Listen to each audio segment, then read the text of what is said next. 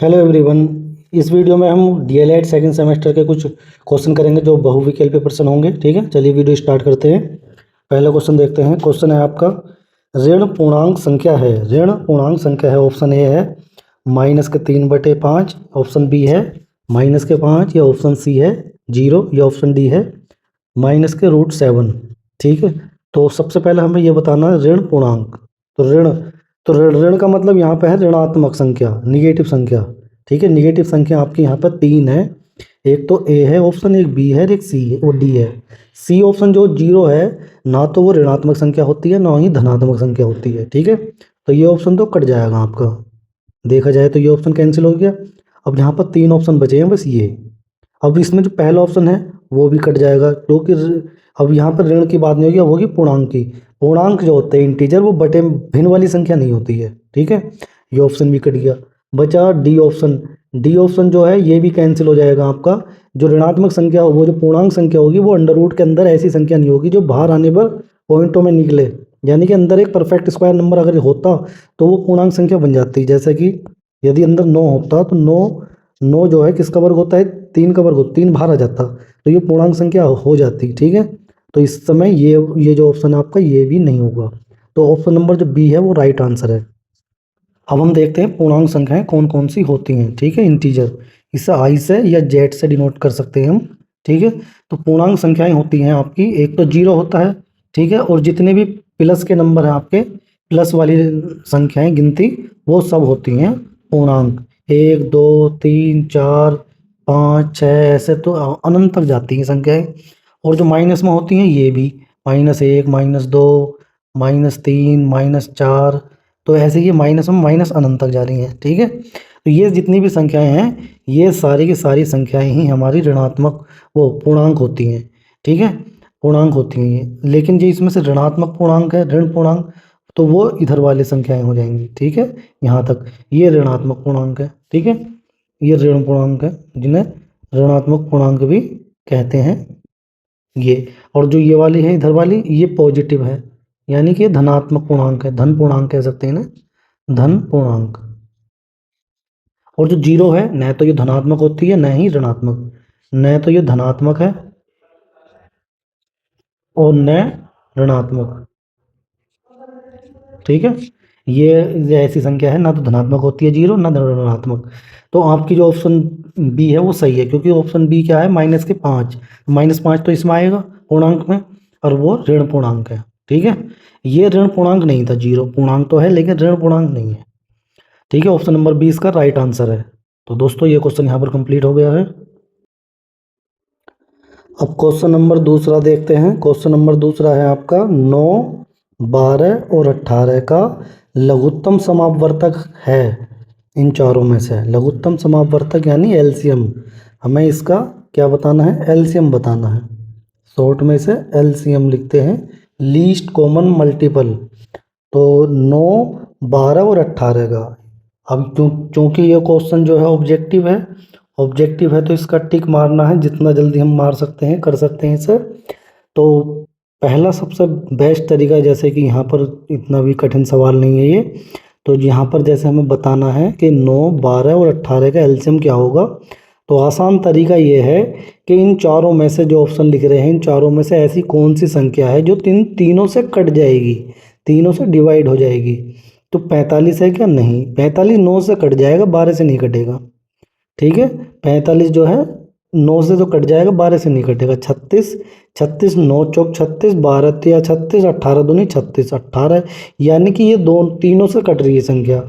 ठीक है, 9, 9 तो 9 से कटेगा, 12 से नहीं कटेगा, 18 से नहीं कटेगा, क्योंकि उन दोनों से छोटी संख्या है ये। 27, 27 9 से कटेगा, ना 12 से कटेगा ना 18 से कटेगा, तीन ऑप्शन कट गए। बचा एक ही ऑप्शन जो कि ऑप्शन नंबर बी है, वो राइट आंसर है। ठीक है, अब इसका मेथड भी देखते हैं कैसे करेंगे इसे। तो 9, 9, 12 और 18, एक तरीका तो ये है, इन्हें जो है आप एक साथ लिख के और इनके फैक्टर कर देंगे। तो ऐसे 2 से काट देंगे सबसे पहले। 2 से 9 नहीं कटेगा तो ऐसे लिख दो, 2 से 12 कट जाएगा, 2 छंग 12, और 2 से 18 भी कट जाएगा, 2 नम 18, फिर 2 से डिवाइड कर दो। 2 से 9 तो कटेगा नहीं, 2 से 6 कट जाएगा, 2 तिया 6, 9 भी नहीं कटेगा ये। अब 3 से डिवाइड कर सकते हैं, 3 से कट जाएंगी ये संख्याएं। 3 तिया 9, 3 एकम 3, 3 तिया 9। फिर से 3 से कट जाएगी संख्याएं, 3 एकम 3, एक ऐसी लिख देंगे 3 एकम 3। जब तक एक एक ना आ जाए तब तक आप डिवाइड करते रहेंगे, ठीक है।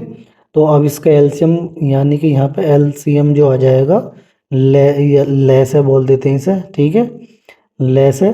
तो वो इन सब की गुणा आ जाएगी, जो भी फैक्टर आए हैं यहाँ पर हमारे, 2 गुणा 2 गुणा 3 गुणा 3, ठीक है, इन सब की गुणा कर लेंगे हम। तो 2 दूनी 4 और 3 तिया 9 और 9 चौक 36, 36 इसका आंसर आ जाएगा, ठीक है। एक तरीका ये भी हो गया इसका। एक तरीका तो मैंने पहले ही बता दिया, भाग करके देख सकते हैं सभी से, जिनका एलसीएम चाहिए था तो वो संख्याएं से डिवाइड होनी चाहिए थी, तो वो तो हमने कर लिया। अब ये हो गया मेथड से एक। एक तरीका इसके एक साथ करने का तरीका ये है, एक इसका अलग भी है। अलग क्या है, हमने इसे 9 को लिखी, संख्या 9 को, ठीक है, इधर लिख दिया हमने 12, इधर 18 है। अब इन तीनों के अलग अलग फैक्टर कर लेते हैं हम, ठीक है। अलग अलग फैक्टर करो, जैसे कि 3 से काटो, 3 तिया 9, 3 एकम 3।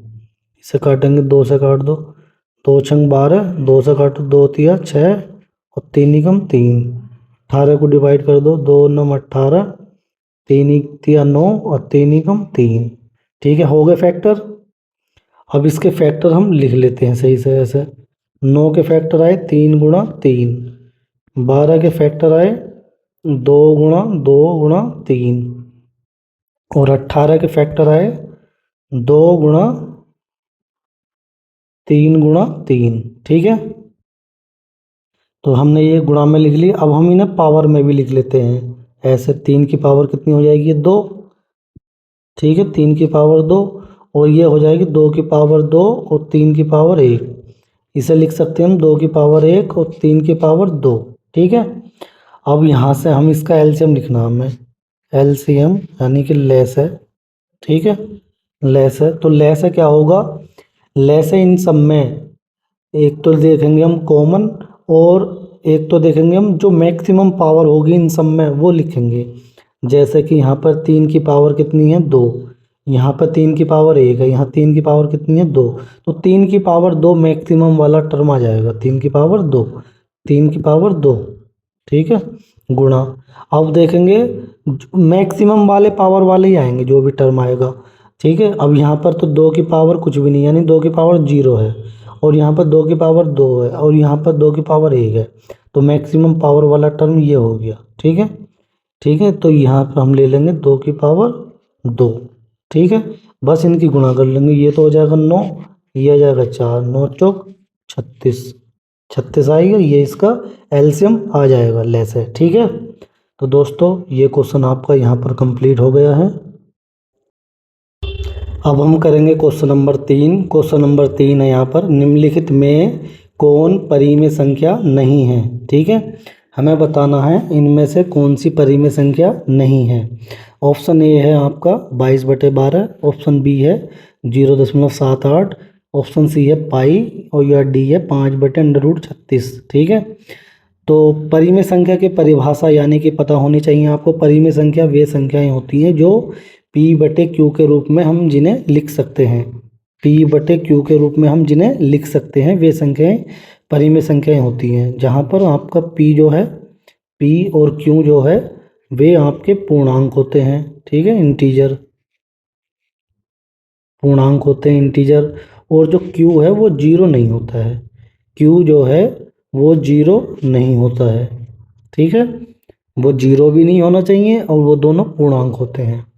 तो पूर्णांक संख्याएं तो हमें पता है कौन सी संख्याएं हमें, 0 प्लस वाली गिनती जितनी भी हैं, ठीक है, वो सब, और माइनस वाली गिनती जितनी भी हैं, ये सब पूर्णांक है आपके। तो पूर्णांक हम इनसे बनाएंगे। तो यहाँ पर देखो P/Q के रूप में जो भी हम संख्याएं लिख सकते हैं, जैसा कि P पहला ऑप्शन है, पहला ऑप्शन क्या है, 22/12, 22 भी एक पूर्णांक संख्या है, 12 भी एक पूर्णांक संख्या है।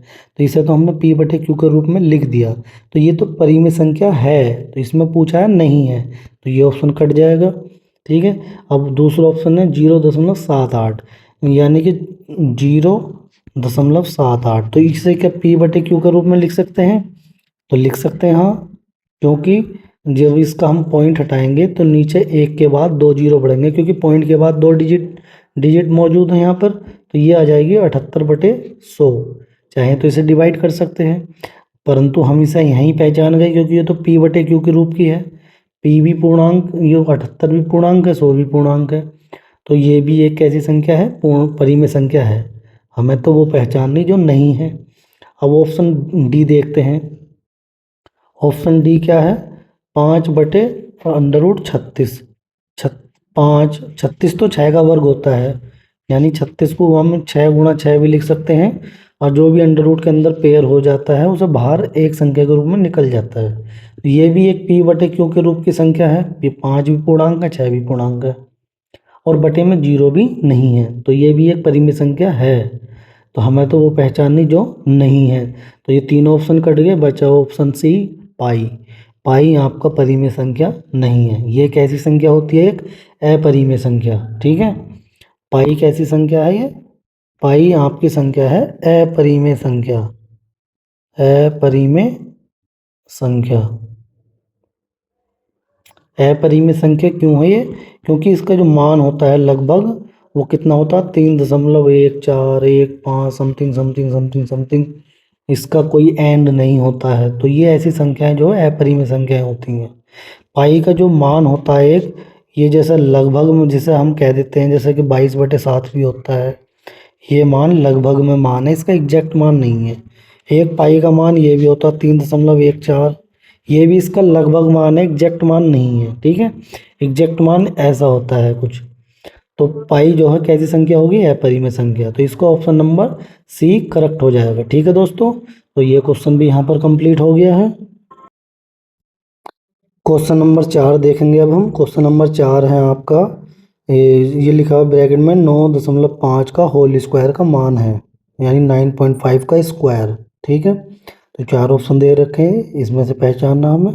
तो चलिए सबसे पहले हम देखते हैं 9 इसका स्क्वायर, 9.5 का स्क्वायर, मतलब 9.5 की 9.5 से गुणा करनी है, 9.5 की 9.5 से मल्टीप्लाई करनी है आपको। ठीक है, वो मल्टीप्लाई आप ऊपर नीचे इन्हें लिख के भी कर सकते हैं। ठीक है, ऐसे 5×5 = 25 का 5 हासिल लगे 2, 5 की गुणा करेंगे 9 से, 5×9 45, 45 और 2 47।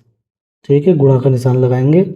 9×5 = 45, 45 का 5 हासिल लगे 2, नहीं हासिल लगे 4, हासिल लगे 4, और 9×9 81, 81 और 4 85।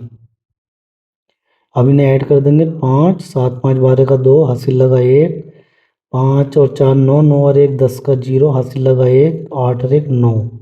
अब पॉइंट जो लगाना है वो हमें ध्यान रखना है, यहाँ एक डिजिट से पहले है, यहाँ भी एक डिजिट से पहले है, तो 2 डिजिट से पहले लगाना दाईं तरफ से। तो 1 और 1 2, यानी पॉइंट यहाँ लगेगा हमारा। ठीक है, तो पॉइंट हम यहाँ लगा देंगे, तो यहाँ लग जाएगा ऐसे, यानी इन सबकी गुणा करके आएगा 90.25। ठीक है, ये इसका आंसर आ जाएगा। ठीक है, जो कि ऑप्शन नंबर कौन सा हो जाएगा, ए। ऑप्शन ए करेक्ट हो जाएगा। अब इसको फिर से देखते हैं अब हम ऐसे सवाल को।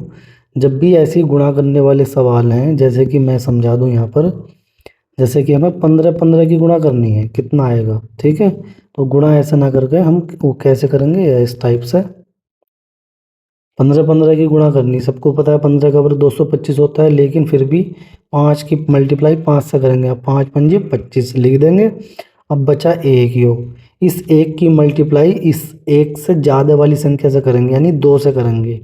1 की मल्टीप्लाई 2 से करेंगे तो 2 कम 2, वो यहाँ लिख देंगे, ये आ जाएगा। ठीक है, अब जैसे 25 की 25 से गुणा करेंगे तो ये आएगा, 5 की 5 से करो, 5×5 = 25। अब 2 की मल्टीप्लाई करनी है 3 से, तो 3 दूनी 6, ये आ जाएगा।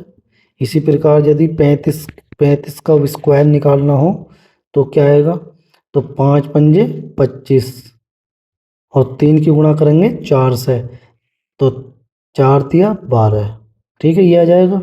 अब हमारे पास क्या था, हमारे पास था ये 9.5 और 9.5, तो इनकी गुणा करनी चाहिए। तो 5 की 5 से करेंगे, 5×5 = 25। अब 9 की जो गुणा करेंगे वो करेंगे 10 से, तो 9×2 = 90, यहाँ लिख देंगे।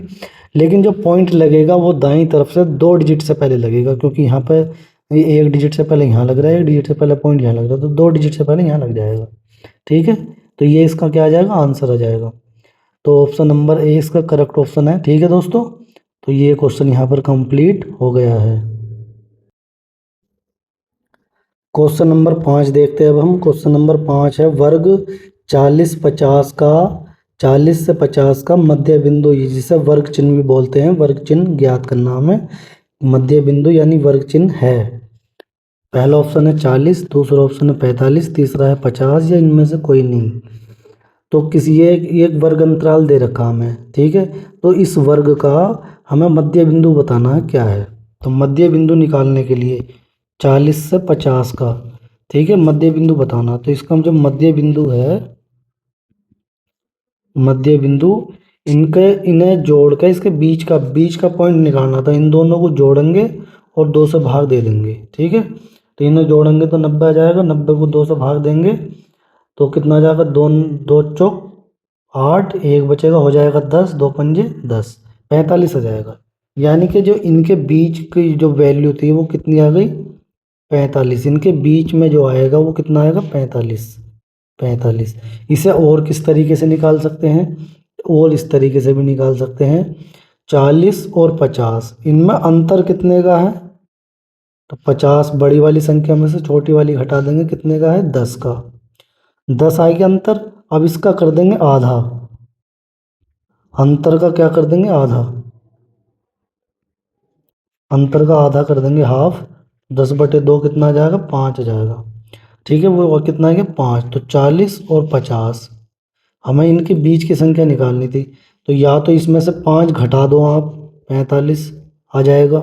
बड़ी वाली संख्या में से घटा दो, तब आ जाएगा। या फिर छोटी वाली संख्या में जोड़ दो, तब आ जाएगा। ठीक है, इनके बीच वाला नंबर आ जाएगा। ठीक है दोस्तों, इसका जो ऑप्शन नंबर बी है वो करेक्ट हो जाएगा। ठीक है दोस्तों, तो दोस्तों ये सवाल यहाँ पर कंप्लीट हो गया है।